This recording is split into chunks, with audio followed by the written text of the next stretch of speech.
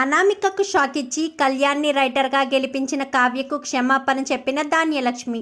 ఆనందంలో అపర్ణరాజ్, షాక్లో రాహుల్ రుద్రాని. ఇంతకు ఏం జరిగింది?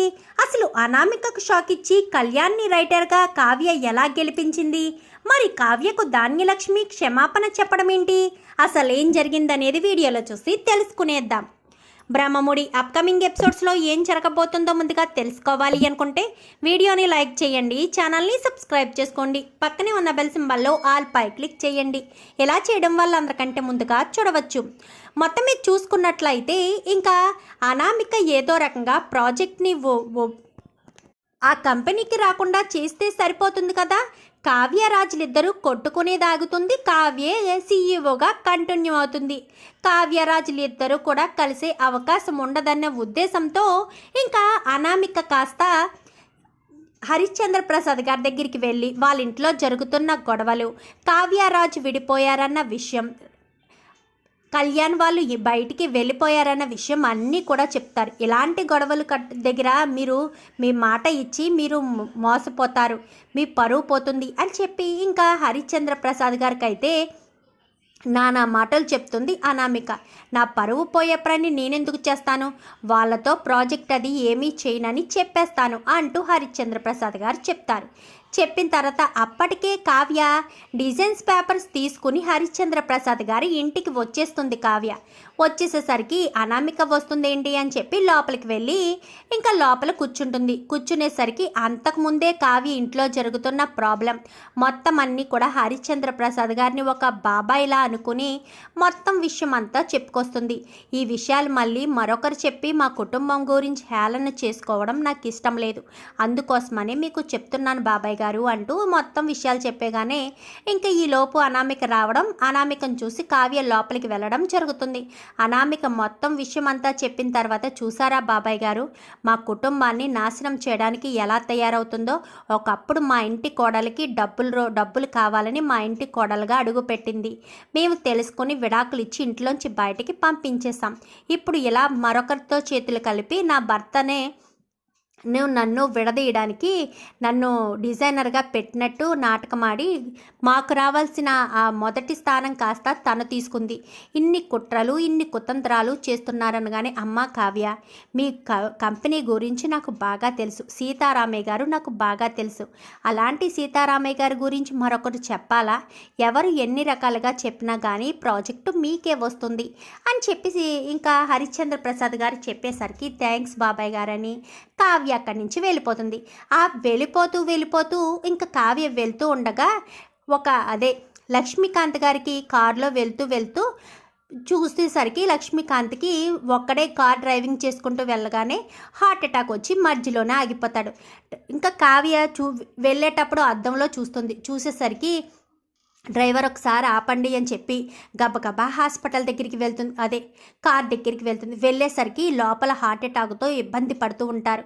పక్కనే ఉన్న రాయితో ఇంకా కావ్య గ్లాసు బ్రేక్ చేసి మరీ ఆ పెద్ద అయిన లక్ష్మీకాంత్ని తన భుజాలతో సహాయంతో తీసుకొచ్చి కారులో పడుకోబెట్టి వెంటనే హాస్పిటల్కి పోని డ్రైవర్ అని చెప్పనేసరికి సరే మేడం అని హాస్పిటల్ దగ్గరికి తీసుకువెళ్తారు. హాస్పిటల్లో జాయిన్ అయిన తర్వాత ఆయన ఫోన్కి వాళ్ళ ఆవిడ ఫోన్ చేయడంతో సార్కి ఇలా హార్ట్ అటాక్ వచ్చింది మేడం అని చెప్పనేసరికి వస్తారు. వచ్చిన తర్వాత అదే సమయానికి అప్పు ఫోన్ చేస్తుంది.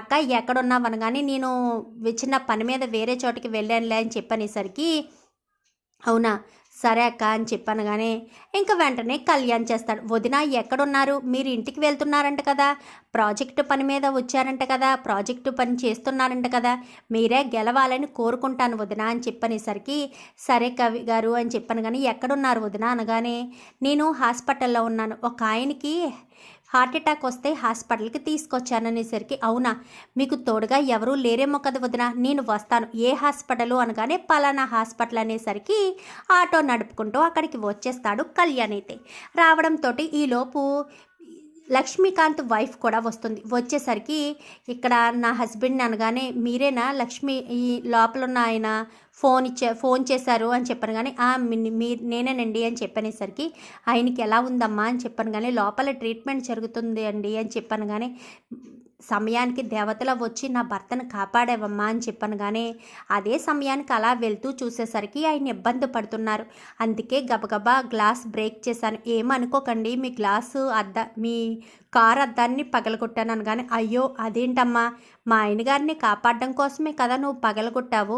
అక్కడ కనుక ఆలోచించకపోయి ఉంటే నువ్వు నా భర్త నాకు దక్కేవాడు కాదేమో కదా అనగానే ఆయన స్పృహలోకి వచ్చారు. వెళ్ళి చూడండి, సివియర్గా హార్ట్అటాక్ వచ్చింది కానీ ఇప్పుడు పర్వాలేదనగానే పద వదిన అని చెప్పి లోపలికి వెళ్తారు. లోపలికి వెళ్ళేసరికి నమస్కారం అండి, మీకు ఇబ్బంది కలుగుతుంది, నేనే తీసుకొచ్చాను. కానీ కళ్యాణ్ నువ్వేంటి ఇక్కడ అని చెప్పాను. కానీ మీకు కవిగారు తెలుసా అని చెప్పాను. కానీ తెలుసు నాకు అని చెప్పి ఆగిపోతాడు.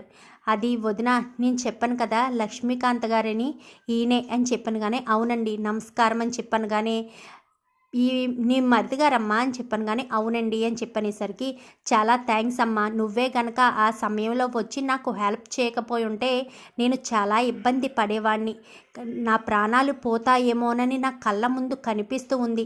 సమయానికి నువ్వు వచ్చావు కాబట్టి సరిపోయిందమ్మా అని చెప్పాను. కానీ అయ్యో అదేముంది, నా తండ్రి కానీ నా బాబాయ్ కానీ ఉంటే ఆ ప్లేస్లో నేను సహాయం చేయనా ఏంటి, అలా అనుకునే చేశానని. కానీ ఎంత గొప్ప మనసమ్మా నీది అని చెప్పాను. కానీ సరేనండి ఇంకా నేను వెళ్ళొస్తానని. కానీ ఒక్క నిమిషం అమ్మా, బాబు కళ్యాణ్ అని చెప్పనేసరికి చెప్పండి అని చెప్పాను. కానీ నిన్ను చాలా అవమానించాను, నీకు వెంటనే అవకాశం ఇస్తే టాలెంట్ని గుర్తించేసి అవకాశం ఇచ్చానని, నన్ను లోకుగా చూస్తావన్న ఉద్దేశంతోనే నీకు అవకాశం ఇవ్వకుండా నిన్ను ఇబ్బంది పెట్టాను. కానీ మీ వదిన్ని చూస్తుంటే నిన్ను చూసినట్టు అనిపించింది, నువ్వేంటో నాకు అర్థమైంది.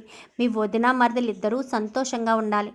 నీకు నేను అసిస్టెంట్ లిరిక్స్ రైటర్గా అవకాశం ఇస్తున్నాను, రేపటి నుంచే వచ్చి జాయిన్ అయిపోమ్మా అని చెప్పనేసరికి చాలా చాలా చాలా థ్యాంక్స్ సార్ అని చెప్పాను. కానీ ఇది మీ వదిన మంచితనం వల్లే అని చెప్పాను. కానీ నేనే కాదండి, మా కవిగారు కూడా అలాంటి వారే. ఎవరినో హాస్పిటల్కి తీసుకొచ్చాను అన్న విషయం చెప్పడంతో వదిన నేను వస్తాను వదిన, ఆయనకి ఎలా ఉంది అంటూ మీరెవరో తెలియకపోయినా ఆరాట పడుతూ ఆయన ఆటో స్టాండ్ నుంచి డైరెక్ట్గా ఇక్కడికి వచ్చేసాడు. మాది దుగ్గిరాల ఫ్యామిలీ, దుగ్గిరాల కళ్యాణ్ తను అని చెప్పాను. కానీ ఏంటి సీతారామయ్య గారి తాలూకా అనగానే అవును అని చెప్పనేసరికి మరి అంత పెద్ద ఫ్యామిలీ అయితే ఆటో నడపడం ఏంటమ్మా అనగానే తన కాళ్ళ మీద తను నిలబడాలన్న ఉద్దేశంతోనే తను బయటకు వచ్చాడు. తనకు ఉన్న కళతోనే తను గొప్ప స్థాయికి వెళ్ళాలనుకున్నాడు అనగానే తను నిజంగా గొప్ప స్థాయికి వెళ్తాడమ్మా, తనలో చాలా టాలెంట్ ఉంది. నీలాంటి వ్యక్తి కోసమే బాబు నేను ఇన్ని రోజులు చూస్తున్నాను. కానీ నువ్వు వస్తే నా టాలెంట్ ఎక్కడ మరుగున పడిపోతుందన్న ఉద్దేశంతో స్వార్థంగా ఆలోచించాను. కానీ నువ్వేంటో నాకు అర్థమైంది, రేపటి నుంచి వచ్చేసే అని చెప్పాను. కానీ చాలా థ్యాంక్స్ అండి అనగానే వద్దు థ్యాంక్స్ ఏంటి బాబు, నేనే మీకు థ్యాంక్స్ చెప్పుకోవాలి అని చెప్పి ఇంకా లక్ష్మీకాంత్ అనేసరికి చాలా థ్యాంక్స్ అని వదిన అని చెప్పాను. కానీ దాందేముంది, భగవంతుడు మనకి ఇలా అవకాశం ఇచ్చాడని అనుకోవాలి అంతే అని చెప్పి కావ్య అయితే ఇంటికి వెళ్ళిపోతుంది. ఇంకా అలా మరుసటి రోజు ఉదయాన్నే వెళ్తాడు. లిరిక్స్ రైటర్గా తనకు అపాయింట్మెంట్ ఇవ్వడం ఇంకా మొత్తం అంతా చూసుకుంటాడు. నెలకి 25,000 జీతం ఇస్తానని. కానీ చాలా థ్యాంక్స్ అండి అని చెప్పి ఇంకా ఆటో కూడా ఇచ్చేస్తాడు. ఇంకా కళ్యాణ్ రోజు అక్కడికే వెళ్ళడం, అక్కడే జాబ్ చేసుకోవడం చేయడం వస్తూ ఉంటాడు. అలా చేస్తూ వస్తూ ఉండేసరికి ఇంకా ఇది 6 నెలలు కూడా కంప్లీట్ అయిపోతాయి. అప్పు కూడా పోలీస్ ట్రైనింగ్ అవుతుంది. ఇంకా కళ్యాణ్ బాగా రాయడంతో తనకు అవార్డు కూడా వస్తుంది. ఎందుకంటే అసిస్టెంట్ లిరిక్ డైరెక్టర్ అయినా సరే అవార్డ్స్ చేసేటప్పుడు చెప్తూ ఉంటారు కదా, వాళ్ళనేమో కూడా స్క్రీన్ మీద వేస్తారు కదా. ఇంకా ఆ రకంగా అవార్డు వచ్చేసరికి నాకు ఈ అవార్డు రావడానికి కారణం మా వదిన. ఆ రోజు ఆయన్ని కాపాడడం వల్ల ఆయన గొప్పతనం, ఆయన నన్ను గొప్పగా వ్యక్తిగా అనుకుని ఆయన నాకు అవకాశం ఇచ్చారని. కానీ లేదు కళ్యాణ్, నీకు ఆ టాలెంట్ ఉంది, నువ్వు చాలా గొప్పగా పాటలు రాస్తావు, నీకు టాలెంట్ ఉంది, టాలెంట్ని బట్టే నీకు అవకాశం ఇచ్చానంటూ లక్ష్మీకాంత్ గారు చెప్తారు. ఇంకా ఆ రకంగా కావ్య అర్థం చేసుకుంటుంది. ఇదంతా కూడా టీవీలో వస్తుందని వెంటనే అప్పు అయితే స్వప్నకు ఫోన్ చేసి చెప్పడంతో స్వప్న కాస్త టీవీలో పెడుతుంది. అదంతా కూడా చూసి చాలా సంతోషపడతారు. అంటే మంచి స్థాయిలోకి వెళ్ళాడనమాట, ఇదంతా కావ్య వల్లే అని చెప్పి అనేసరికి ఇంకా ఇంటికి వెళ్దామని అవార్డు తీసుకుని నేరుగా ఇంటికి తీసుకొచ్చేస్తుంది కావ్య. తీసుకురావడంతో హారతి ఇచ్చి మరీ లోపలికి తీసుకొస్తుంది ధాన్యలక్ష్మి. అలా తీసుకురావడంతో ఆశ్చర్యపోతారు. నిజంగా ధాన్యలక్ష్మినా ఎంత మార్పు వచ్చింది ధాన్యలక్ష్మిలో అనుకుంటూ ఉండగానే, అమ్మ కావ్య, నన్ను క్షమించు. నీ విషయంలో నేను చాలా పొరపాటుగా ఆలోచించాను. నువ్వేంటో నీ మంచితనం ఏంటో అర్థం చేసుకోలేకపోయాను. నువ్వు మా కుటుంబం రెండు ముక్కలు కాకుండా చేస్తుంటే మంచి కాదు చెడే నా కొడుక్కి అన్యాయం చేస్తున్నావు అనుకున్నాను, కానీ నువ్వు మంచికే ఆలోచిస్తున్నావన్న విషయం నేను తెలుసుకోలేకపోయాను కావ్య, నన్ను క్షమించు అంటూ ఇంకా ధాన్యలక్ష్మి అనేసరికి, ఇదేంటిది ధాన్యలక్ష్మి ఎలా మారిపోయింది, అదేంటి ధాన్యలక్ష్మి అనగానే, నువ్వు నోరు మీ రుద్రాని, నాకు తెలియదు అనుకుంటున్నావా? కళ్యాణ్కి వాటా ఇస్తే నీకు కొడుక్కి వాటా వస్తుందనే కదా నాకు తెలుసు నీ ఉద్దేశం అని చెప్పి ఇంకా రుద్రానికి షాక్ ఇస్తుంది.